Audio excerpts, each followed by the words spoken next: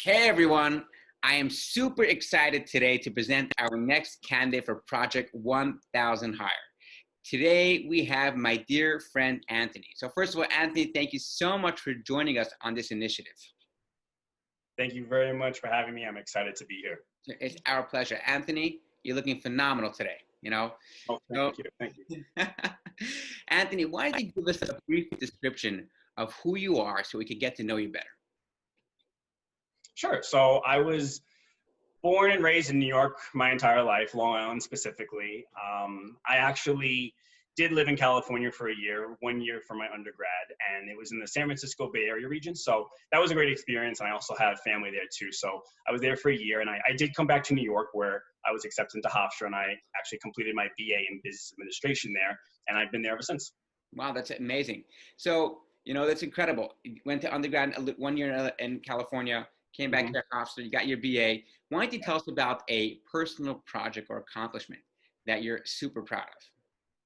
Definitely. So for me, what I've been doing, especially during this time, is I've been pursuing a passion of mine that I've been wanting to do for a long time, and that is photography and videography specifically. And the reason why it's important to me is like some people might say, "Oh, you took up a creative hobby. What's the big deal?" But the big deal to me is that it's something I've been putting off for so long, so many years, and I made the commitment now to finally do it and take the time to take the courses and buy a professional camera, make the investment in myself, and you know photography and video it's like an art. And for me, when I think about growing yourself professionally, which is important, you also want to grow yourself personally, because the two really do go hand in hand. And when you think about art, it forces you to be creative and really like think outside the box. And I translate that, which I have in the past, but I want to continue to do so into my professional life, where if there is a challenge or there's an objective I have to overcome, I have to be creative and find a way to overcome it. And I want to continue to do so moving forward. Right.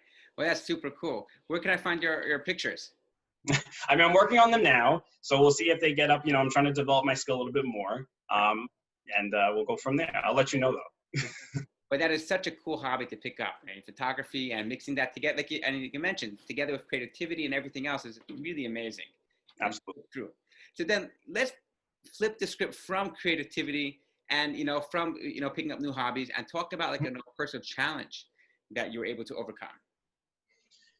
Definitely. I would say the biggest challenge that I had would be recently before my most recent role at Knotel, and that was the transition and the change that I had to go through in switching a role, switching an entire industry, actually. And, I had a lot of experience before. I had, 10 plus years of people management and facility operations and customer service, and then I want to continue to bring those transferable skills. But for me, it was going from fitness and hospitality, which I worked in for so many years, to commercial property management. It was going from a corporate environment to a startup, dealing with directly to the consumer to now large client accounts. And it was out of my comfort zone, and it was something very, very different. But that change, I'm so thankful for now afterwards, because I was able to build my skill set, increase my network. I was able to really just expand my mindset professionally. And looking back, it was the best decision of my life. And people think of change as an obstacle sometimes, but it's really an opportunity to better yourself. And